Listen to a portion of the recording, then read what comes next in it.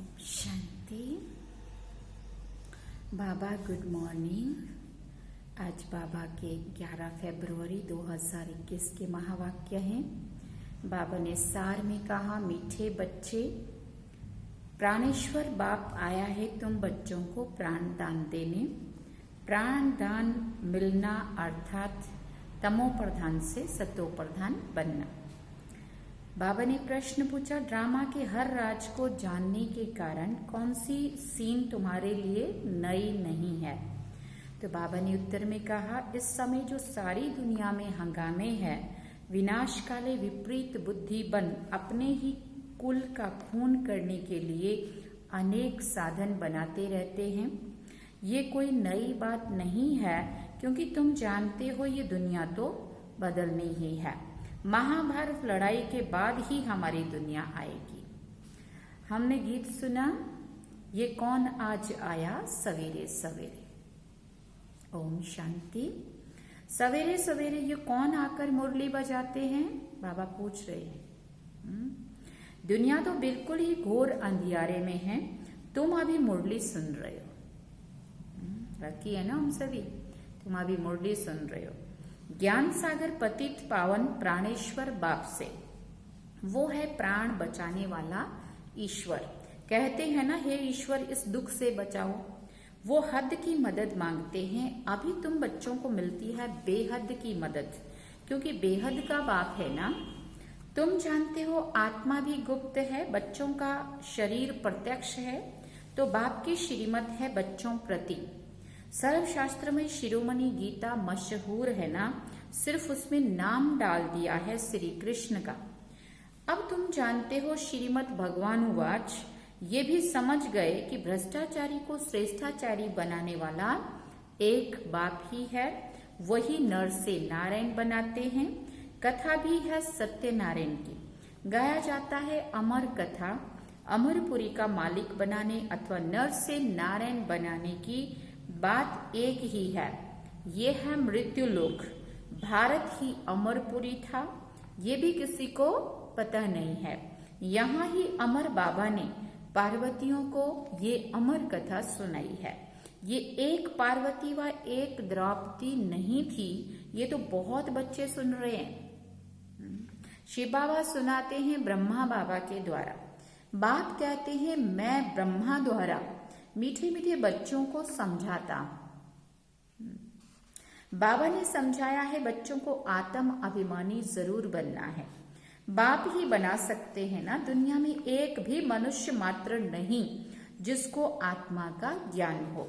आत्मा का ही ज्ञान नहीं है तो परमात्मा का ज्ञान कैसे हो सकता है ना। कह देते हैं हम आत्मा सो परमात्मा।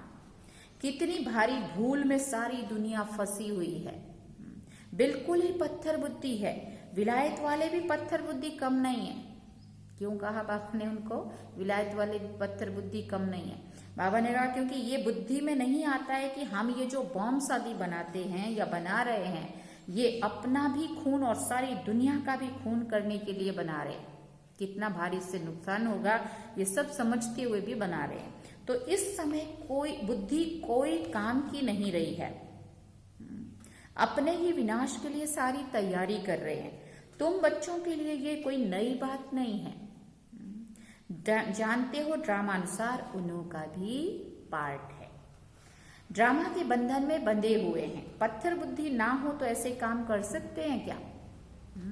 सारे कुल का विनाश कर रहे हैं। वंडर है ना, क्या कर रहे हैं? बैठे बैठे आज ठीक चल रहा है, कल मिलिट्री बिगड़ी तो प्रेसिडेंट को भी मार डालते हैं। ऐसे ऐसे इत्तेफाक होते रहते हैं, किसी को भी सहन नहीं कर सकते। पावरफुल है ना। आजकल की दुनिया में हंगामा बहुत है।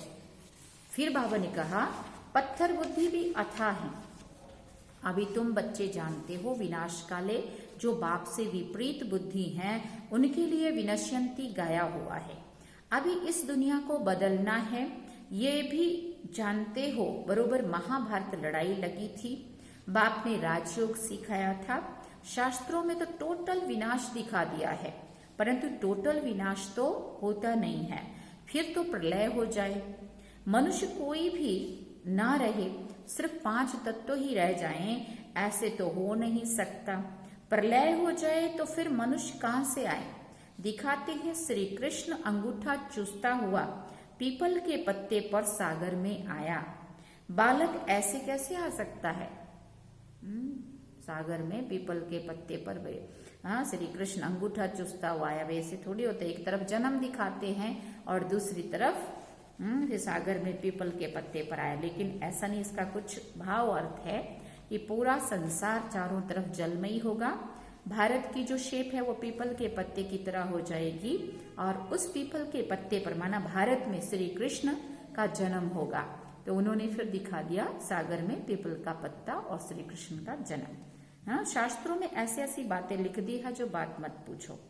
बालक फिर बाबा ने कहा, अभी तुम कुमारियों द्वारा इन विद्वानों भीष्म पितामह आदि को भी बाण लगते हैं, वो भी आगे चलकर आएंगे। जितना जितना तुम सर्विस में जोर भरेंगे, बाप का परिचय सबको देते रहेंगे, उतना तुम्हारा प्रभाव बढ़ेगा। हाँ, बाबा ने कहा विघ्न भी पड़ेंगे। ये भी गाया हुआ है, आसुरी संप्रदाय के इस ज्ञान यज्ञ में बहुत विघ्न पड़ते हैं। बेचारे पत्थर बुद्धि मनुष्य कुछ नहीं जानते हैं कि ये क्या क्या है।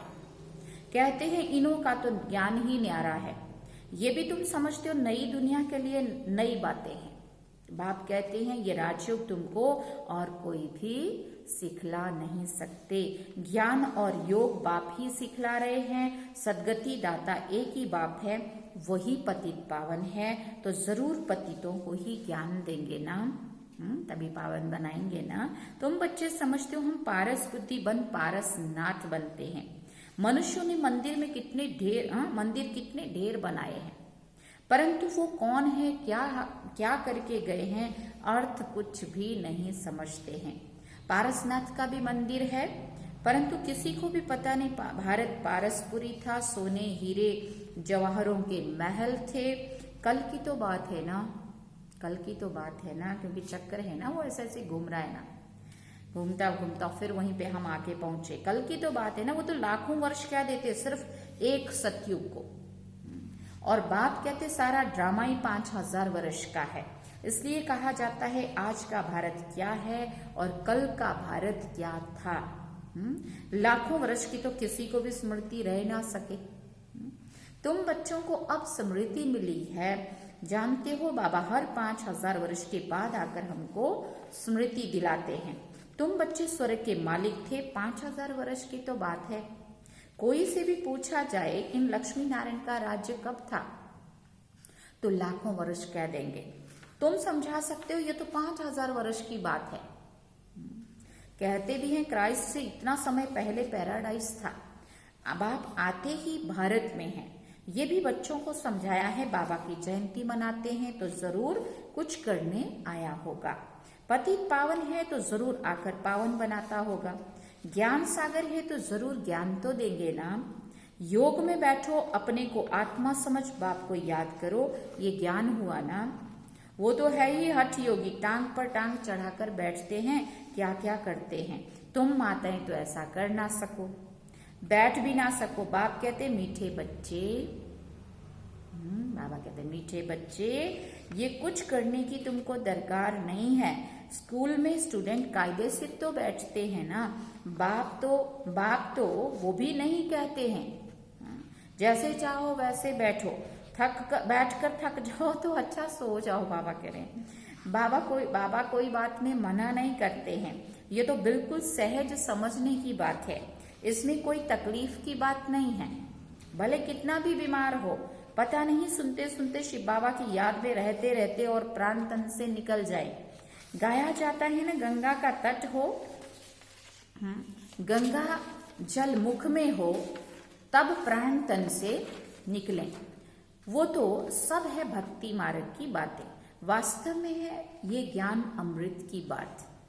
तुम जानते हो सचमुच ऐसे ही प्राण निकलने हैं। तुम बच्चे आते हो परम धाम से, हमको छोड़कर जाते हैं। बाप कहते हैं मैं तो तुम बच्चों को साथ ले जाऊंगा।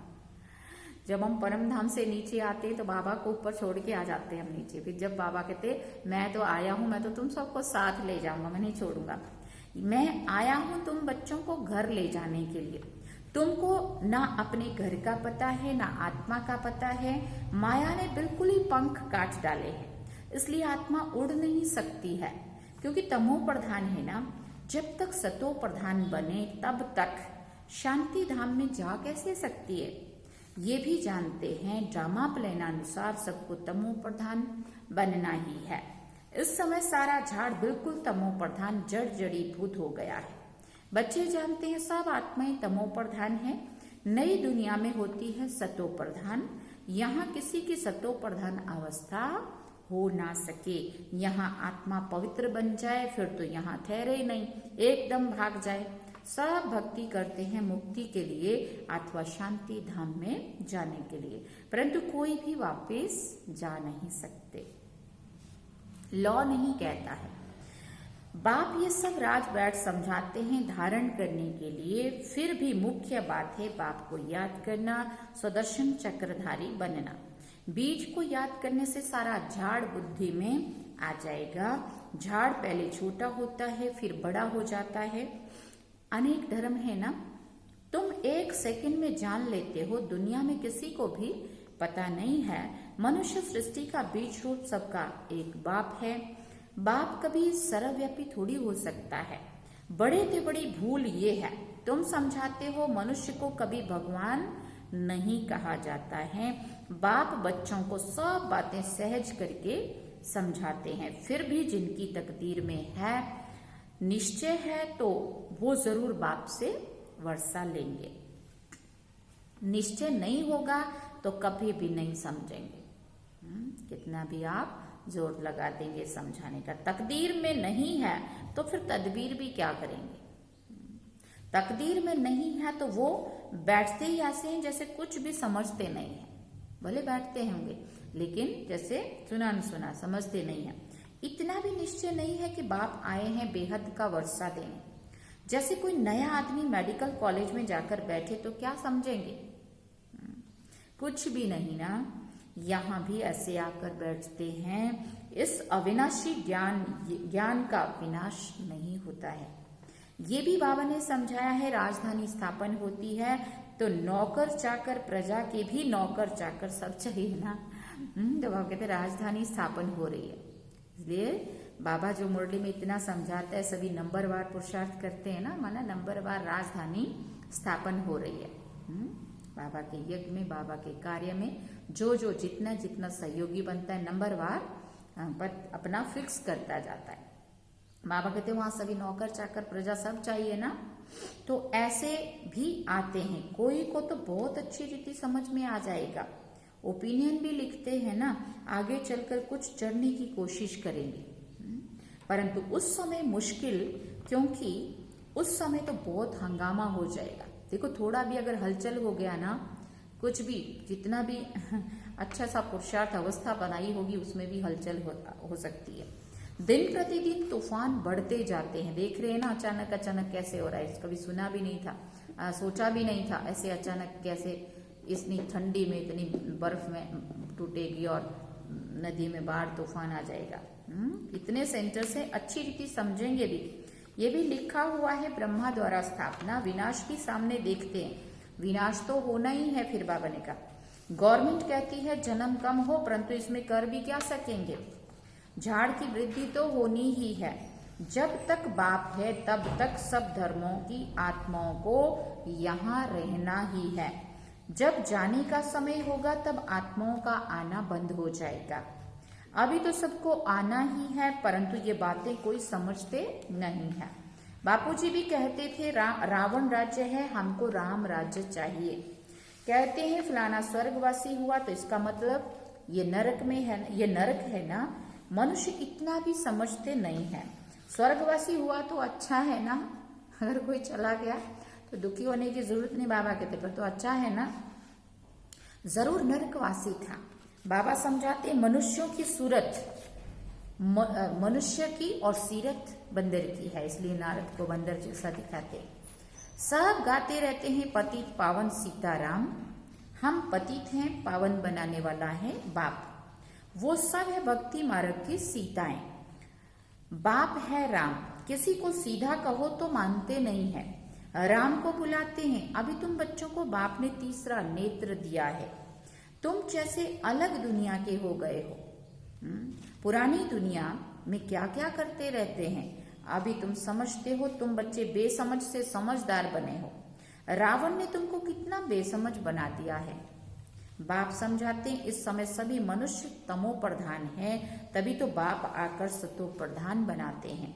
बाप कहते हैं भले तुम बच्चे अपनी सर्विस भी करते रहो, सिर्फ एक बात याद रखो। क्या याद रखो? बाप को याद करो। तमो प्रधान से सतो प्रधान बनने का रास्ता और कोई भी बता नहीं सकता। सर्व का रूहानी सर्जन एक ही है, वही आकर आत्माओं को इंजेक्शन लगाते हैं, क्योंकि आत्मा ही तमो प्रधान बनी है। बाप को अविनाशी सर्जन कहा जाता है। अभी आत्मा सतो प्रधान से तमो प्रधान बनी है, इसको इंजेक्शन चाहिए। इनको इंजेक्शन चाहिए शरीर को ठीक करने के लिए, और उसको बीमारी ना लग जाए तो वैक्सीन कंपलसरी फर्जियात है, सबको लगाना ही है। और इधर आत्मा इतनी सीरियस है, आत्मा को इतना खतरा है अलग अलग तरीके का, तो माया के तूफानों का, तो आत्मा का कोई प्रोटेक्शन नहीं है। बाबा कहते इनको भी इंजेक्शन तो चाहिए ना। बाप कहते हैं बच्चे अपने को आत्मा निश्चय करो और अपने बाप को याद करो। बुद्धि योग ऊपर में लगाओ, जीते जी फांसी पर लटक जाओ, अर्थात बुद्धि योग स्वीट होम में लगाओ, अर्थात अपने घर को याद करो। हमको स्वीट साइलेंस होम में जाना है। निर्वाण धाम को स्वीट होम कहा जाता है। निर्वाण धाम को स्वीट होम माना बहुत मीठा प्यारा घर अपना, है ना। तो बाबा कहते हैं उसको स्वीट होम कहा जाता है। अच्छा, बाबा कहते हैं अच्छा, मीठे मीठे सिकिल दे बच्चों प्रति माता पिता बाप दादा का याद प्यार और गुड मॉर्निंग। रूहानी बाप की रूहानी बच्चों को नमस्ते।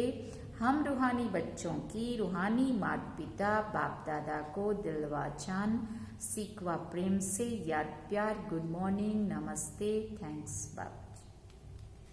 अवधारणा के लिए मुख्य सार है। पहला पॉइंट, ये पुरानी दुनिया विनाश हुई पड़ी है, इसलिए इससे अपने आप को अलग समझना है। पहले से बाबा डिटैच कर रहा है। झाड़ की वृद्धि के साथ साथ जो विघ्नों रूपी तूफान आते हैं उनसे डरना नहीं है, पार होना है। दूसरी बात, आत्मा को सतो प्रधान बनाने के लिए अपने को ज्ञान योग का इंजेक्शन देना है, अपना बुद्धि योग स्वीट होम में लगाना है। वरदान बाबा ने कहा अपने भाग्य और भाग्य विधाता की स्मृति द्वारा सर्व उलझनों से मुक्त रहने वाले मास्टर रचयिता भव।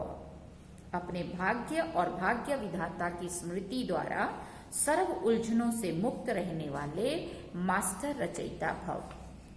सदा वाह मेरा भाग्य और वाह भाग्य विधाता, इस मन के सूक्ष्म आवाज को सुनते रहो और खुशी में नाचते रहो। जानना था वो जान लिया, पाना था वो पा लिया, इसी अनुभव में रहो तो सर्व उलझनों से मुक्त हो जाएंगे। अब उलझी हुई आत्माओं को निकालने का समय है, इसलिए मास्टर सर्वशक्तिवान मास्टर रचयिता हूँ। इस स्मृति से बचपन की छोटी छोटी बातों में समय नहीं गवाओ। स्लोगन में बाबा ने कहा कमल आसनधारी ही माया की आकर्षण से न्यारे, बाप के स्नेह में प्यारे श्रेष्ठ कर्मयोगी हैं। कमल आसनधारी ही माया की आकर्षण से न्यारे, बाप के स्नेह में प्यारे श्रेष्ठ कर्मयोगी हैं। अच्छा, ओम शांति। ये थे बाबा के आज के महावाक्य। बाबा ने सार में कहा मीठे बच्चे, प्राणेश्वर बाप आया हुआ है तुम बच्चों को प्राण दान देने। प्राण दान मिलना अर्थात तमो प्रधान से सतो प्रधान बनना। ये थे बाबा की आज की मुरली, मीठी मुरली। और शायद आप सभी को पता हो गुलजार दादी की तबीयत ठीक नहीं है, ऐसा समाचार मिला है। और देखो समय कितना क्रिटिकल आ रहा है, और इस तरफ से इशारा ये भी आ रहा है बहुत सारा योग करने की आवश्यकता है अपनी अवस्था बनाने के लिए भी, और दादी जी के लिए खास सभी को योग करना है। आप सभी भी दादी जी के लिए खास सुबह शाम दिन भर में भी कभी भी बाबा के शेष काश लेके दादी के लिए दें। दादी जी जल्दी से जल्दी ठीक हो जाएं। ओम शांति।